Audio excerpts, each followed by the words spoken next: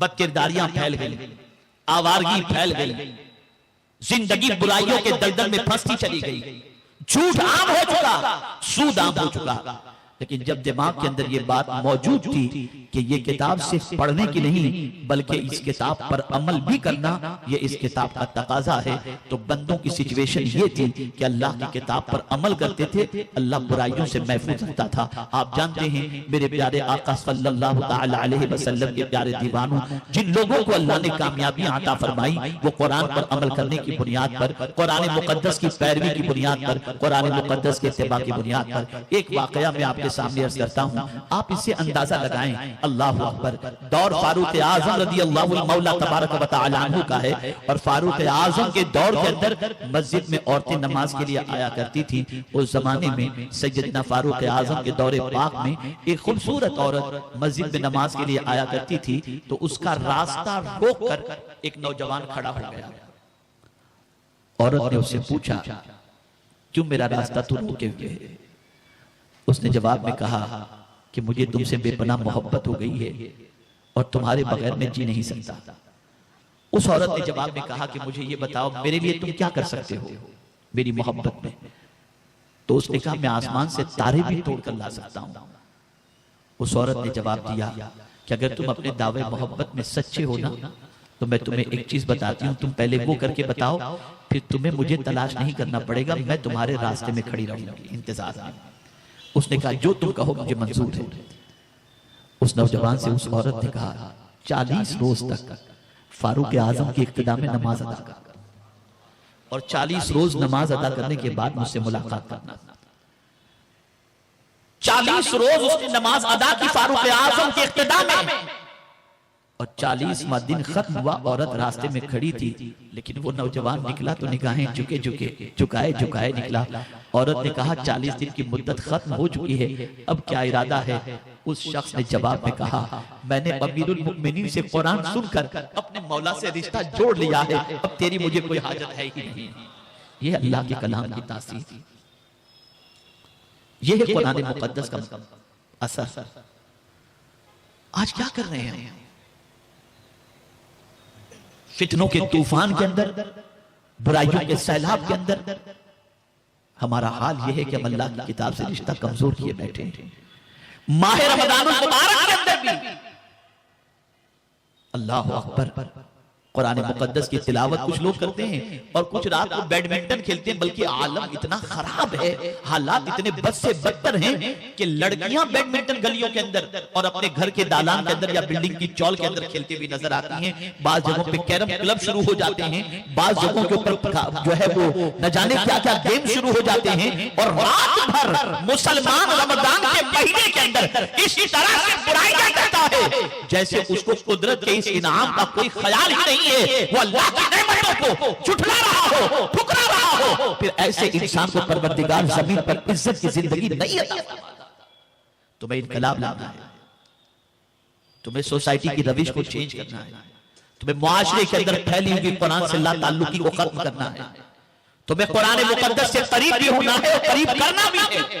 میرے پیارے آقا صلی اللہ تعالی علیہ وسلم کے پیارے دیوانوں، میں اس کا طریقہ آپ کو بتاتا ہوں۔ طریقہ یہ ہے کہ گھر میں آپ کی فیملی ہے، آپ فیملی میں یہ ڈیسائیڈ کر لیں کہ ہم اس مہینے کے اندر ماہ رمضان میں کتنے ختم کرنے ہیں، اور ساتھ ہی ساتھ اگر آپ کی یہاں کوئی ایسی مبلغہ یا عالمہ موجود ہے جو قرآن مقدس کا ترجمہ پڑھ کر کے سنا سکتی ہو تو ایسی محفلوں کا انعقاد کیجئے، اور عورتیں ان محفلوں کے اندر جائیں اور قرآن مقدس کا روزانہ جتنا سن سکتے ہو ترجمہ سنا کریں۔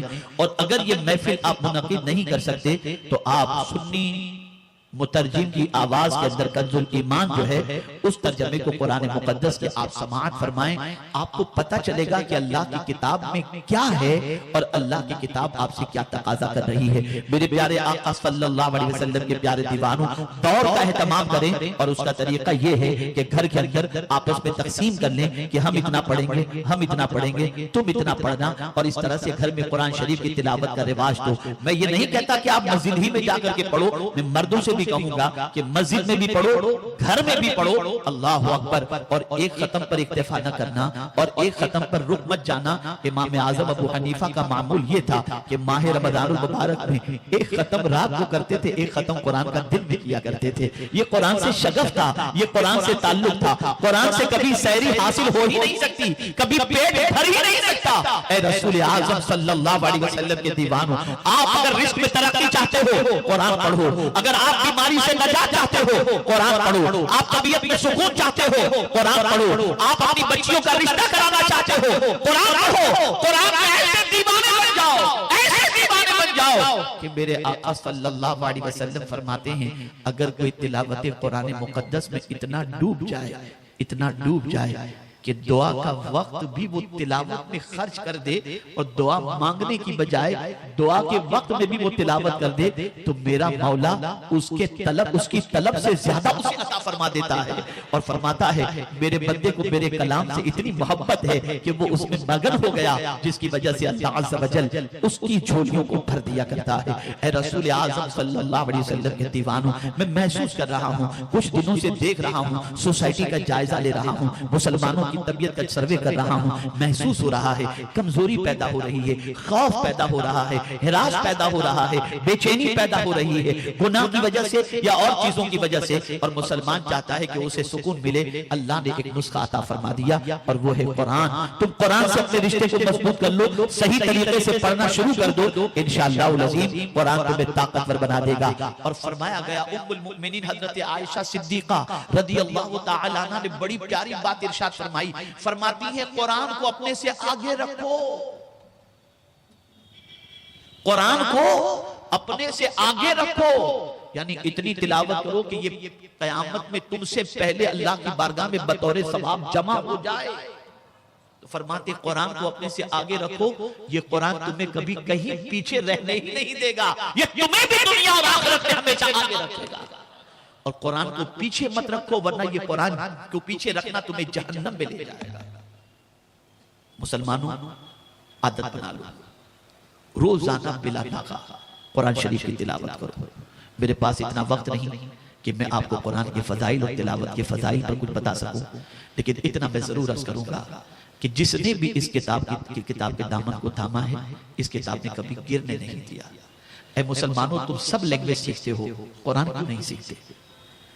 اے مسلمانوں سب پڑھنا سیکھتے ہو، قرآن کیوں نہیں سیکھتے؟ اپنی اولاد کو ہر ایجوکیشن دلاتے ہو، قرآن کیوں پڑھنا نہیں سکھاتے؟ کیا وجہ ہے؟ کیا آپ کو نہیں معلوم؟ ہزارہ مرتبہ آپ یہ واقعہ سن چکے ہوں گے کہ ایک گنہگار و خطاکار انسان امید سے اپنی بیوی کو چھوڑ کر جب موت کی دہلیز پر پہنچ جاتا ہے تو اپنی بیوی کو وصیت کرتا ہے کہ میری شریک حیات تیرے پیٹ میں پرورش پانے والا بچہ جب پیدا ہو تو اسے مدرسے میں ضرور پڑھنے کے لیے بھیجنا، تاکہ وہ اللہ کی کتاب پڑھے اور اللہ کی کتاب کا علم حاصل کرے۔ خود تھا گنہگار، خود تھا سیاہکار، خود تھا بدکار، خود تھا برائیوں میں ڈوبا ہوا۔ انتقال ہو گیا، بچے کی ولادت ہوئی، بیوی کو اپنے شوہر کی وصیت یاد آ گئی، اور شوہر کی وصیت کے مطابق بچہ جب اس عمر کو پہنچا کہ کچھ بول سکے، چل سکے، ماں اپنے بچے کی انگلی کو پکڑ کر مدرسے میں پہنچی۔ ادھر استاد کے پاس بیٹھتی ہے، اس سے پہلے کہ بچہ کچھ کہے اس کے باپ کی پوزیشن یہ تھی کہ قبر میں عذاب میں گرفتار تھا، لیکن بچے کو لے کر کے ماں جیسے ہی مدرسے میں پہنچی اور استاد نے بچے سے کہا پڑھو بیٹے بسم اللہ الرحمن الرحیم، جیسے ہی بچے کی زبان سے بسم اللہ الرحمن الرحیم نکلا، اللہ کی رحمت کو پیار آ گیا۔ رب نے فرشتوں سے فرمایا اس کے باپ پر سے عذاب اٹھا لو، اس لیے کہ جس کا بچہ زمین پر مجھے رحمان الرحیم کہہ کر کے پکارتا ہو اس کے باپ کو قبر میں عذاب نہیں دے سکتا۔ ہم یہ نہیں سکھا رہے ہیں، ہمیں اس کی فکر نہیں، کتنی تڑپ ہے ہمارے اندر، کتنا جذبہ ہے ہمارے اندر، سرد پڑ چکا یہ جذبہ، سرد پڑ چکا یہ جذبہ ہمارا۔ اے رسول اعظم صلی اللہ علیہ وسلم کے دیوانوں، بظاہر آپ دیکھتے ہوں گے یہ ننھے سے بچوں نے قرآن اپنے سینے میں محفوظ کر لیا، لیکن ان بچوں کے حوالے سے اور مطلق خالی حافظ قرآن کے حوالے سے بھی ایک بات میں کروں گا۔ اللہ اکبر۔ حضرت عبداللہ ابن مبارک رضی اللہ تعالیٰ عنہ ان قاری قرآن کے بارے میں فرماتے ہیں بغیر سمجھے بغیر عمل کیے جو صرف قرآن پڑھتے ہیں یہ سب کے لیے ہے، سب کے لیے جو قرآن معنی کے ساتھ نہیں پڑھتے، سمجھ کر کے نہیں پڑھتے اور عمل نہیں کرتے، ان سب کے لیے فرماتے ہیں کہ ایسے شخص کو چاہیے کہ وہ اللہ کی بارگاہ میں استغفار کی کثرت کرے، اس لیے کہ قرآن پڑھتا بھی ہے، قرآن کو سینے میں محفوظ بھی کیا ہے، لیکن اللہ کی کتاب پر عمل نہیں کرتا۔ تو جب عمل نہیں کرتا تو قرآن کہتا ہے تو نے اپنے سینے میں تو جگہ دی، اپنے وجود کو اس کے عمل کے سانچے میں ڈھالا کیوں نہیں؟ تو فرماتے حضرت عبداللہ ابن مبارک کم از کم ایسے لوگوں کو چاہیے کہ 700 مرتبہ اللہ کی بارگاہ میں استغفار دل میں کیا۔ اور خاص طور پر میں حفاظ قرآن سے عرض کروں گا کہ اے حفاظ، اللہ تمہاری حفاظت فرمائے اور پروردگار تمہیں قرآن پر عمل کی توفیق عطا فرمائے۔ فرمایا گیا غالباً حضرت عبداللہ سمعی رحمت اللہ تعالی علیہ یا کوئی اور بزرگ کا قول فرماتے ہیں، جب کسی حافظ قرآن کی زندگی گناہوں میں گزرتی ہے تو قرآن اس حافظ قرآن پر لعنت بھیجتا ہے کہ مجھے اپنے سینے میں بھی رکھا ہے اور میرے قول پر عمل بھی نہیں کرتا۔ تو حافظ قرآن کو چاہیے کہ وہ اپنی عادتوں کو سنوار کر رکھیں، برائیوں سے بچیں، گناہوں سے بچیں۔ اللہ نے تمہارے سینے کا انتخاب کیا ہے اپنی کتاب کے لیے، اور یہ کتاب ایسی ہے کہ بے وضو اور ناپاک کوئی اسے چھو نہیں سکتا۔ اب تمہارے وجود کی ذمہ داری یہ بن جاتی ہے کہ جس کتاب کو تم نے اپنے سینے میں محفوظ کیا ہے، تمہارا وجود بھی گناہوں کی دہلیز پر کبھی نہ جائے، اس کی حفاظت کرو۔ جب تم اس کی حفاظت کرو گے تو یہ قبر میں تمہاری حفاظت کرے گی اور محشر میں بھی تمہیں کامیابی اور کامرانی سے ہمکنار کر دے گی۔ تو آج کا میرا پیغام بس اتنا ہی ہے، قرآن سے رشتہ مضبوط کرو۔ روزی چاہیے قرآن پڑھو، شفا چاہیے قرآن پڑھو، بچے کی شادی کا مسئلہ ہے قرآن پڑھو، گھر میں پریشانیاں ہیں قرآن پڑھو، زندگی قرآن میں کھپا دو، اٹھتے بیٹھتے قرآن کی تلاوت کو اپنی زندگی بنا لو۔ انشاءاللہ العظیم میں یقین کے ساتھ کہتا ہوں یہ کتاب تمہاری ساری پریشانیوں کو دور فرما دے گی اور یہ کتاب ساری مصیبتوں سے نجات عطا فرما دے گی۔ ہاں اتنا ضرور ہے کہ قرآن پڑھنا نہیں آتا تو سیکھو، اور اگر کسی کی حقلاتی ہوئی زبان توتلی زبان ہے جس کی وجہ سے مخرج کی ادائیگی میں اسے دقت ہوتی ہے، اس کے باوجود بھی وہ کوشش کرتا ہے، تو میرے آقا فرماتے ہیں اللہ اسے دگنا ثواب عطا فرماتا ہے، دگنا ثواب۔ تو کوئی یہ نہ سوچے کہ میری تو توتلی زبان ہے اور ایسی زبان ہے، نہیں، تم محنت کرو، اللہ تمہیں دگنا ثواب عطا فرمائے گا۔ ایک آخری بات عرض کر دوں، صحابہ قرآن میں کتنے ڈوبے ہوئے تھے اور قرآن سے تعلق کتنا مضبوط کیے ہوئے تھے، آئیے میں آپ کو بتاؤں۔ میرے پیارے آقا صلی اللہ تعالی علیہ وسلم کے پیارے دیوانوں، ایک قافلہ آقا کریم صلی اللہ علیہ وسلم کے غلاموں کا روانہ ہوتا ہے، ایک جگہ پر وہ قافلہ پڑاؤ ڈالتا ہے اور وہاں پر قافلے کے ذمہ دار کی حیثیت سے، نگہبان کی حیثیت سے ایک کا تقرر ہوتا ہے اور قافلے والے آرام سے اپنے خیمے میں سو رہے ہوتے ہیں۔ اللہ اکبر، جس کو نگہبانی کی ذمہ داری دی گئی تھی وہ نگہبانی کر رہے ہوتے ہیں، اور نگہبانی کرتے کرتے اچانک ان پر نیند کا غلبہ آتا ہے اور ایسا لگتا ہے کہ اب وہ جاگ نہیں سکیں گے۔ سارے لوگ سو رہے ہیں، قافلے کے سارے لوگ یہ سوچ کر کے سو رہے ہیں کہ ہماری رکھوالی کرنے والا، نگہبانی کرنے والا نگران اطمینان سے جاگ رہا ہے اور اس کی وجہ سے ہمیں کوئی آنچ نہیں آئے گی، وہ ہوشیار ہے، وہ جاگ رہا ہے۔ لیکن جب اسے ہی نیند آنی شروع ہوئی تو اس نے نیند کو اڑانے کا طریقہ کیا اختیار کیا، اس نے اچھی طرح سے وضو کیا، نماز کے لیے وہ کھڑے ہو گئے اور نماز کے ذریعے اپنی نیند اڑانے کی انہوں نے کوشش کی۔ اللہ اکبر، جب نماز کے لیے وہ کھڑے ہوئے انہوں نے ایک صورت شروع کر دی، دشمنوں نے دور سے دیکھا کہ یہ عبادت میں مصروف ہے اور قافلے والے سو رہے ہیں، انہوں نے تیروں کی بوچھار کر دی قافلے والوں پر، تیروں کی چرچراہٹ کی آواز جیسے ہی ان کے کانوں تک پہنچی، سونے والوں کے کانوں تک، وہ اٹھ کر کے بیٹھ گئے اور اپنے نگراں کو دیکھنے لگے۔ اللہ اکبر، جب سب بیدار ہو گئے تو دیکھا نگراں صاحب تو عبادت میں لگے ہوئے ہیں، نماز پڑھ رہے ہیں۔ سب کو ہوشیار دیکھ کر کے دشمنوں نے تیر چلانا روک دیا۔ اب یہ سارے قافلے والے اس نگہبان کے پاس کھڑے ہیں کہ یہ سلام پھیرے تو اس سے بات کریں۔ جب انہوں نے سلام پھیرا تو ان سے کہا تمہیں جو ہے چرچراہٹ کی آواز نہیں آئی، جو تیر چلائے جا رہے تھے جس کی وجہ سے ہم اٹھ گئے اور تمہیں پتہ بھی نہیں چلا اور تم نمازی میں مصروف رہے، ایسی سچویشن میں تمہیں نماز توڑ دینی چاہیے تھی۔ اللہ اکبر، وہ جواب میں کہتے ہیں خدا کی قسم میں نے جو قرآن کی سورت شروع کر دی تھی اس میں اتنا ڈوب گیا تھا اور اتنا لطف آ رہا تھا کہ مجھے کسی تیر کی کوئی آواز سنائی ہی نہیں دی۔ یہ شوق تھا، یہ قرآن میں ڈوب جانا تھا۔ اور آج نہ سننے کا شوق، نہ پڑھنے کا شوق، نہ عمل کا شوق. ساری تباہی کی وجہ قرآن سے رشتہ کمزور کرنا ہے. اس سے رشتے کو مضبوط کرو، صبح و شام اس کی تلاوت کرو. اس کی تلاوت کو اپنے وجود کی خوراک سے زیادہ ضروری سمجھو، اور یہ ارادہ کر لو کہ ناشتہ بعد میں، تلاوت پہلے. یہ عادت بناؤ، یہ عادت بناؤ. اگر تم نے اپنی یہ عادت بنا لی، صبح تم قرآن کے سائے میں، رات قرآن کے سائے میں، تو انشاءاللہ العظیم پروردگار جل جلالہ دنیا اور آخرت میں عزت و سربلندی عطا فرمائے گا.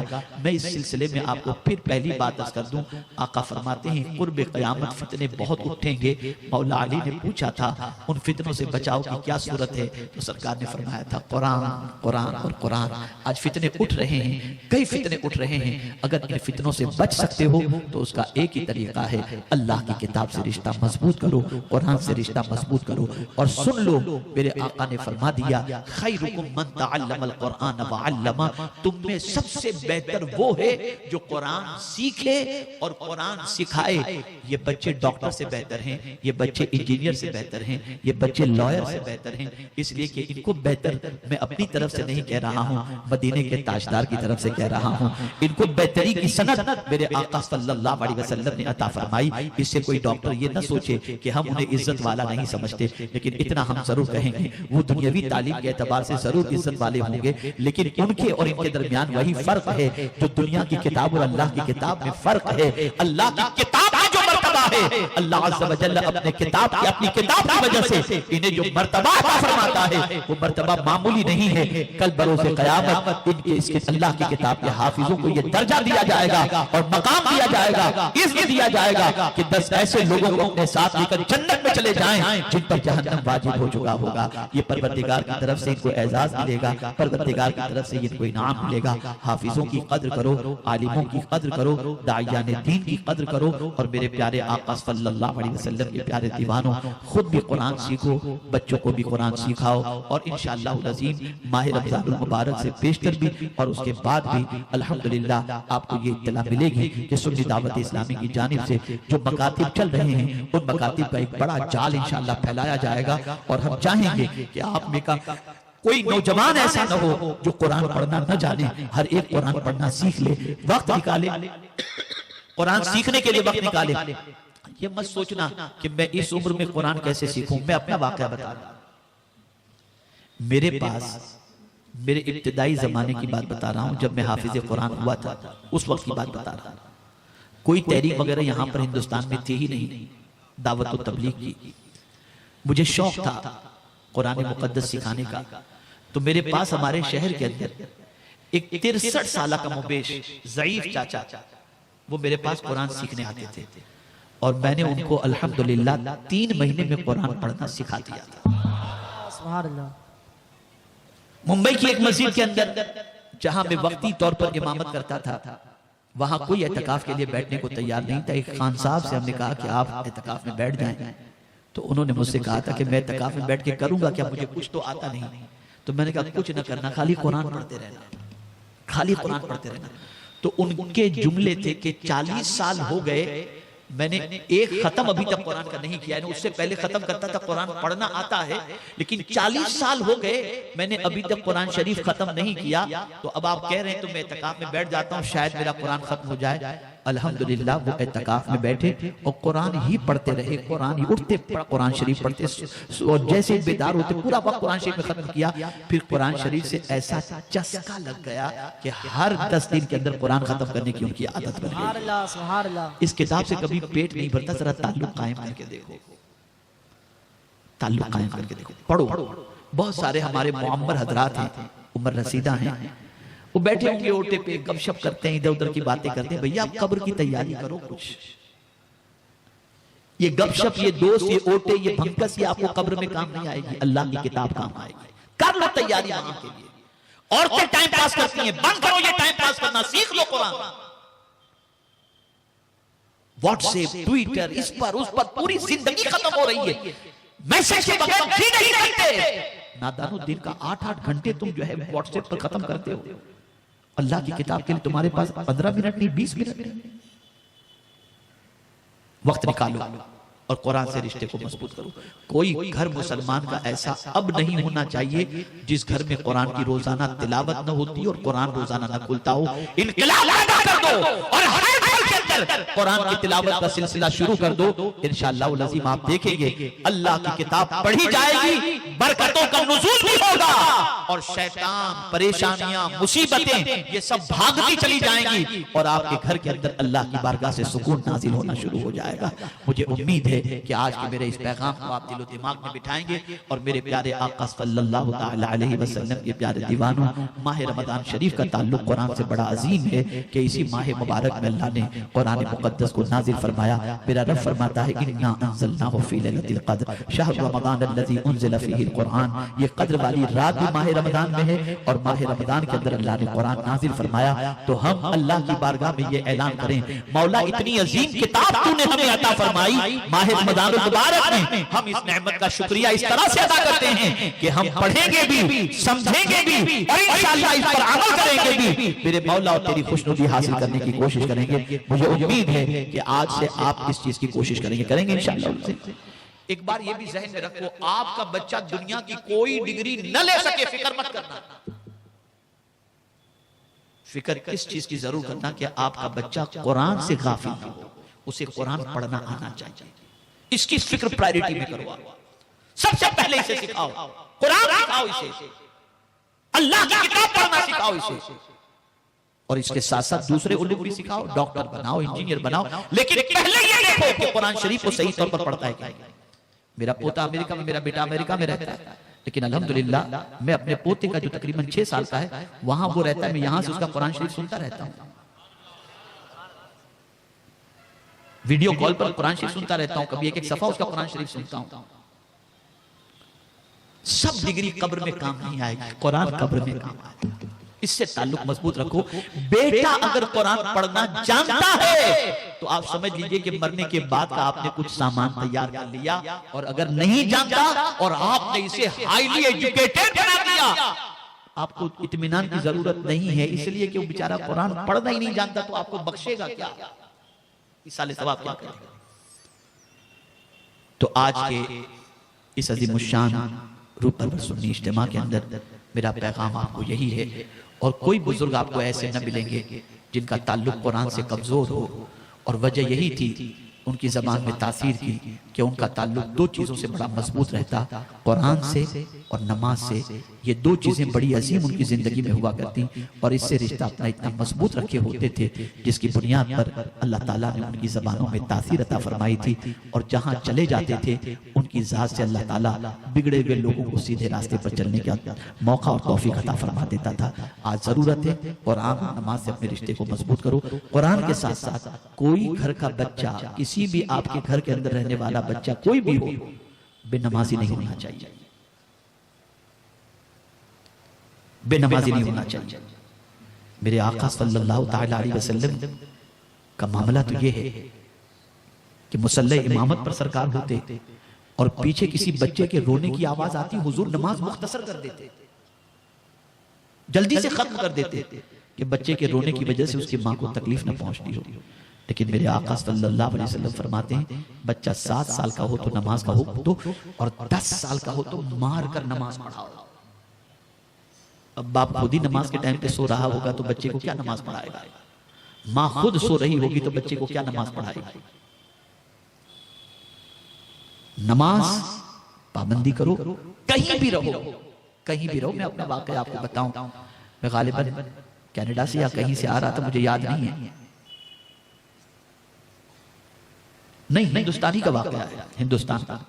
میں بامبے سے شاید بنگلور جا رہا تھا, اور بزنس کلاس کے اندر میری سیٹ تھی. ایک خاتون جو میرے آگے کی سیٹ پر موجود تھی, لباس اس کا آپ دیکھیں گے تو کسی اعتبار سے مسلمان سمجھ میں نہیں آ رہی تھی, لیکن اس نے مجھے دیکھا, دیکھتی السلام علیکم. میں نے کہا وعلیکم السلام, سر عصر کی نماز کا وقت ہو گیا. تو میں تو چونک گیا,